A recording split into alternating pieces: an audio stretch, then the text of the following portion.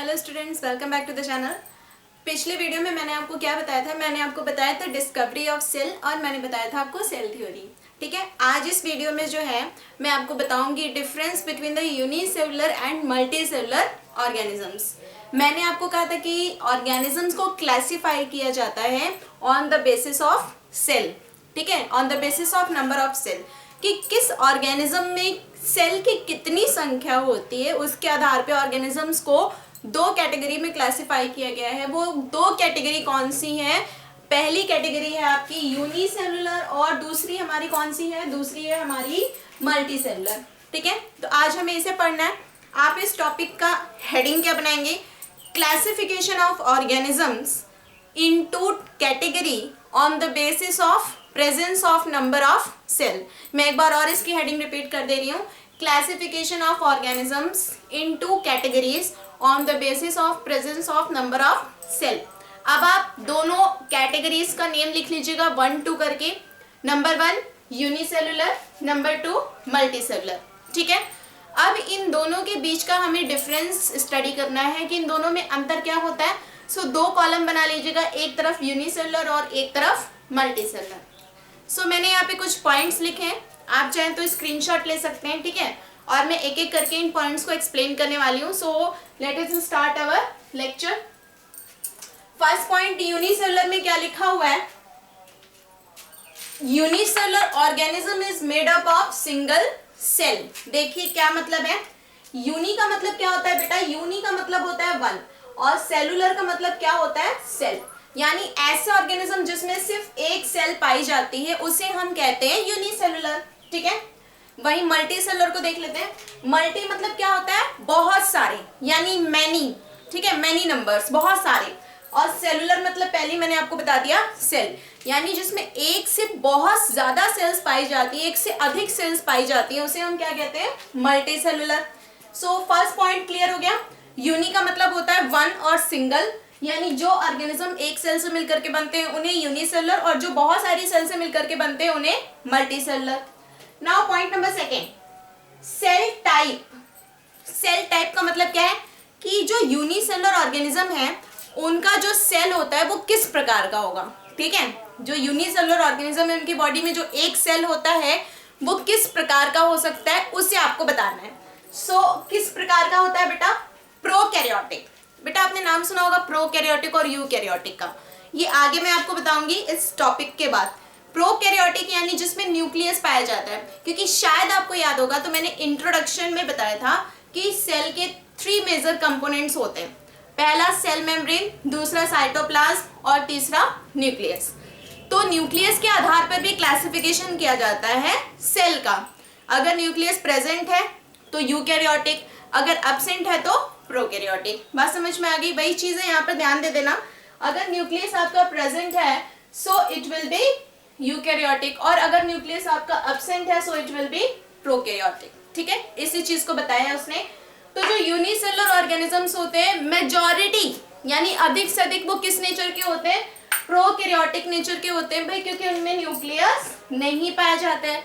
लेकिन सभी ऑर्गेनिजम्स के साथ ऐसा नहीं होता है। ठीक है, कुछ एक्सेप्शनल केसेस भी होती हैं। जैसे मान लीजिए बैक्टीरिया है, एग्जाम्पल में बैक्टीरिया जो है प्रोकैरियोटिक यूनिसेलुलर है, यानी ये जो सिंगल सेल से मिलकर के ये भी बनती है, लेकिन यहाँ पर न्यूक्लियस नहीं होता है।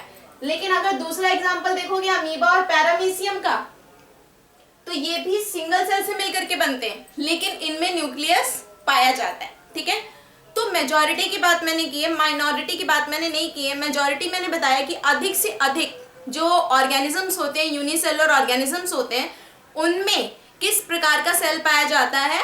प्रोकैरियोटिक सेल पाया जाता है। बात समझ में आ गई? ठीक है, लेकिन कुछ ऐसी यूनिसेलुलर ऑर्गेनिजम्स होते हैं जिनमें यूकैरियोटिक टाइप ऑफ सेल भी पाया जाता है, यानी उसमें न्यूक्लियस पाया जाता है, जैसे अमीबा हो गया या पैरामीशियम हो गया। ठीक है, नाउ मल्टीसेलुलर में देख लो, cell type is eukaryotic. Eukaryotic का मतलब समझ आ गया, यानी जिसमें न्यूक्लियस प्रेजेंट है उसे हम कहेंगे यूकैरियोटिक। ठीक है, तो जो मल्टी सेलुलर ऑर्गेनिजम्स होते हैं जैसे प्लांट्स हो गए, ह्यूमंस हो गए, इंसेक्ट्स हो गए, ठीक है, एनिमल्स हो गए, फिशेस हो गई, तो ये सब के सब क्या है, मल्टी सेलुलर है और इनमें न्यूक्लियस पाया जाता है, मेजॉरिटी में न्यूक्लियस पाया जाता है, सो इट इज यूकैरियोटिक। ठीक है, इसको ध्यान देना, ये जरूरी नहीं है कि सारे यूनिसेलुलर कैसे हो, प्रोकैरियोटिक हो। बात समझ में आ रही है? ये जरूरी नहीं है कि सारे यूनिसेलुलर आपके प्रोकैरियोटिक हो, क्योंकि कुछ जो होते हैं वो यूकैरियोटिक भी होते हैं, जैसे कौन है भाई, अमीबा है और पैरामीशियम है और यूग्लिना भी है। ठीक है, आगे पढ़ोगे आप, यूग्लिना भी है। चलिए point number 3, all functions perform by single cell. जाहिर सी बात है, एक ही सेल है तो सारे फंक्शन भी वही करेगा, चाहे वो डाइजेशन हो, चाहे वो रेस्पिरेशन हो, चाहे वो एक्सक्रीशन हो, चाहे वो रिप्रोडक्शन हो, यानी जितनी भी फंक्शंस होते हैं ना बॉडी में, जितनी भी मेटाबॉलिक फंक्शंस होती हैं यूनिसेलुलर ऑर्गेनिज्म के अंदर, वो एक सिंगल सेल ही करता है। अब उसके अलावा तो कोई सेल ही नहीं है, तो वही करेगा। उसके बाद all functions perform by number of cell. Multicellular में देखिए तो क्या लिखा हुआ है, all functions perform by number of cell, यानी इसमें तो बहुत सारी सेल्स हैं, तो एक्सक्रीशन के लिए कुछ अलग सेल्स होंगी, डाइजेशन के लिए कुछ अलग सेल्स होंगी, रेस्पिरेशन के लिए कुछ अलग सेल्स होंगी, यानी अलग अलग फंक्शन को करने के लिए अलग अलग सेल्स होंगी। ठीक है, now fourth one point, cell division not perform. Cell division क्या होता है, एक सेल जब डिवाइड करती है तो दो अलग अलग सेल्स में वो बट जाती है। ठीक है, यानी एक सेल से दो सेल बनती है, दो से चार बनती है, चार से आठ बनती है, इस तरीके से millions number of sales body में बनती हैं। तो जो यूनिसेलुलर है, नाम से पता चल रहा है कि सिंगल सेल से मिलकर के बना हुआ है। ठीक है, तो इसमें जो सेल डिवीजन की प्रोसेस जो होनी चाहिए वो नहीं होती है, सेल डिवीजन नॉट परफॉर्म। ठीक है, क्योंकि ये यूनिसेलुलर है, इसे डिवाइड होना नहीं है, इसे मल्टीसेलुलर बनना ही नहीं है, तो इसमें सेल डिवीजन की प्रोसेस नहीं होती है। लेकिन कोई यदि आपसे पूछे कि क्या कोई यूनिसेलुलर ऑर्गेनिज्म मल्टीसेलुलर बन सकता है, तो आपका जवाब क्या होगा, हाँ होगा। क्यों होगा, क्योंकि भाई प्रोसेस है ना आपके पास, सेल डिवीजन प्रोसेस है, तो यूनिसेलुलर ऑर्गेनिज्म है, शुरुआती दौर में सभी ऑर्गेनिजम्स यूनिसेलुलर होते हैं। ठीक है, एक सेल से मिलकर के बनते हैं, लेकिन अगर उनके पास कैपेसिटी है कि वो आगे चल करके मल्टीसेलुलर बनेंगे, तो वहीं एक सेल जब डिवाइड करेगी तो कई सारी सेल्स बनेंगी, तो वो मल्टीसेलुलर बनेंगे। लेकिन अब जिस ऑर्गेनिज्म को यूनिसेलुलर ही रहना है, मल्टीसेलुलर बनना ही नहीं है, उसमें सेल डिवीजन का कोई मतलब नहीं होता है। तो अगर कोई पूछे कि क्या यूनिसेलुलर ऑर्गेनिज्म मल्टीसेलुलर बन सकते हैं, तो डेफिनेटली बन सकते हैं। अगर कैपेसिटी है तो वो मल्टीसेलुलर बन सकते हैं। किसकी मदद से बन सकते हैं, सेल डिवीजन प्रोसेस की मदद से बन सकते हैं। Okay, now cell division take place, यहाँ पे तो डेफिनेटली होगा क्योंकि कई सारी सेल्स हैं। Reproduction mostly asexual reproduction. ठीक है, रिप्रोडक्शन आ गया, मोस्टली एसेक्सुअल रिप्रोडक्शन। देखिए क्या बताया, मेजॉरिटी, मोस्टली मतलब अधिक से अधिक, मेजॉरिटी यहाँ पे किस प्रकार का रिप्रोडक्शन होता है, एसेक्सुअल टाइप ऑफ रिप्रोडक्शन होता है। ए का मतलब क्या होता है, एब्सेंट, और सेक्सुअल वर्ड किससे रिलेट करता है, सेक्स ऑर्गन से, यानी यहाँ पे सेक्स ऑर्गन्स नहीं होते हैं, मेल और फीमेल की जरूरत नहीं पड़ती है, यहाँ पे बॉडी के थ्रू रिप्रोडक्शन होता है। ठीक है, जैसे अमीबा में कौन सा होता है, किसी मेल या फीमेल गैमेट की जरूरत नहीं पड़ेगी ना आपको, अमीबा का आपने पढ़ा होगा बाइनरी फिजन। ठीक है, बाइनरी फिजन होता है, तो वहां पर आपको मेल और फीमेल गैमेट की जरूरत नहीं पड़ती। आप नहीं कहते हो कि स्पर्म आए और ओवम आए, आपस में फ्यूज हुए, तब जाकर के एक दूसरा अमीबा बना, नहीं। जो पेरेंट अमीबा का न्यूक्लियस होता है वो डिवाइड करता है, और डिवाइड करके दो डॉटर सेल्स बना देता है, दो डॉटर अमीबा सेल्स बना देता है। ठीक है, तो ये बाइनरी फिजन कहलाता है। तो ये बाइनरी फिजन जो है किसका पार्ट है, एसेक्सुअल रिप्रोडक्शन का पार्ट है। तो इसलिए बताया गया यहाँ पे कि जो यूनिसेलुलर ऑर्गेनिज्म होते हैं भाई, एक ही सेल होती है, तो सेक्सुअल रिप्रोडक्शन कहाँ से करेंगे, इसीलिए मेजॉरिटी मोस्टली उसमें कौन सा रिप्रोडक्शन होता है, एसेक्सुअल रिप्रोडक्शन होता है। लेकिन बैक्टीरिया में सेक्सुअल रिप्रोडक्शन भी होता है। ठीक है, ये अपने जो एक्स्ट्रा सेलुलर जेनेटिक मटेरियल होता है ना, जिसे हम प्लाज्मिड कहते हैं, बैक्टीरिया के अंदर एक special type of genetic material होता है, जिसे मैं ही नहीं बल्कि सभी लोग, हम लोग प्लाज्मिड के नाम से जानते हैं। उससे वो क्या करते हैं कि डिफरेंट सेल में ट्रांसफर करते हैं। ठीक है, तो यहाँ पर सेक्सुअल रिप्रोडक्शन होता है। लेकिन जो मेजॉरिटी की बात मैंने आपको बताई है ना कि यूनिसेलुलर ऑर्गेनिजम्स में मेजॉरिटी किस प्रकार का रिप्रोडक्शन होने वाला है भाई, तो वो होता है आपका एसेक्सुअल। ठीक है, अब इसका जस्ट अपोजिट क्या हो जाएगा हमारे मल्टीसेलुलर के लिए, इसमें कौन सा होगा, सेक्सुअल रिप्रोडक्शन होगा। ठीक है, यानी जिसमें सेक्स ऑर्गन की रिक्वायरमेंट होगी, जिसमें मेल गैमेट स्पर्म चाहिए होगा, और फीमेल गैमेट ओवम चाहिए होगा। जब दोनों आपस में फ्यूज करेंगे तो प्रोसेस को फर्टिलाइजेशन बोलेंगे।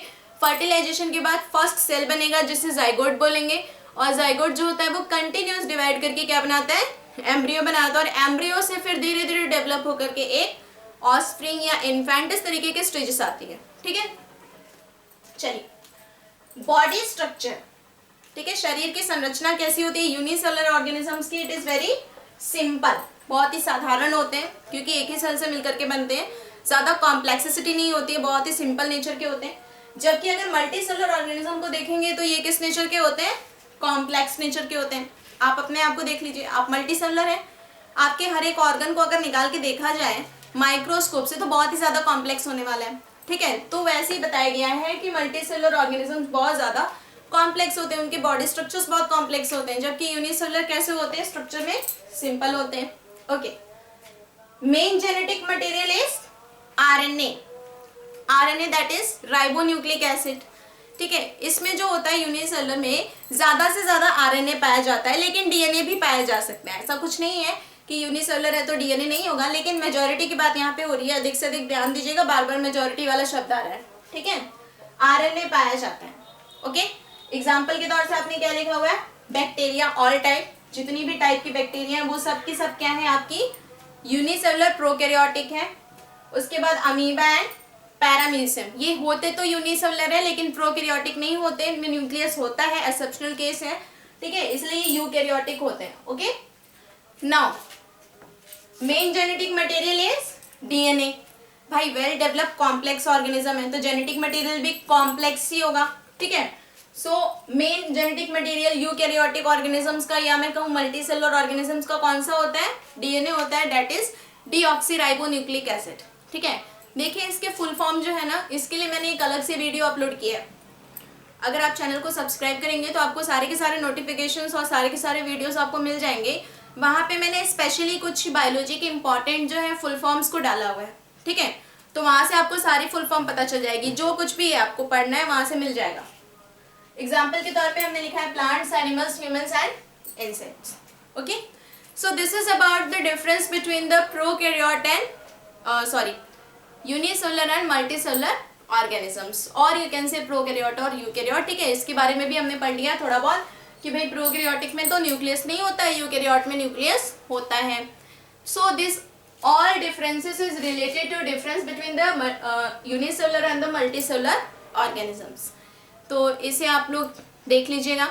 ठीक है, और आगे की वीडियोस देखने के लिए चैनल को सब्सक्राइब कर दीजिएगा ताकि आपको आगे के नोटिफिकेशंस मिलते रहें। Okay, so write down this topic, आप चाहें तो स्क्रीनशॉट ले लीजिए, तब तक के लिए आप स्टडी करते रहिए। I will definitely give you the next lecture of further topics. Okay, bye students, take care and be study.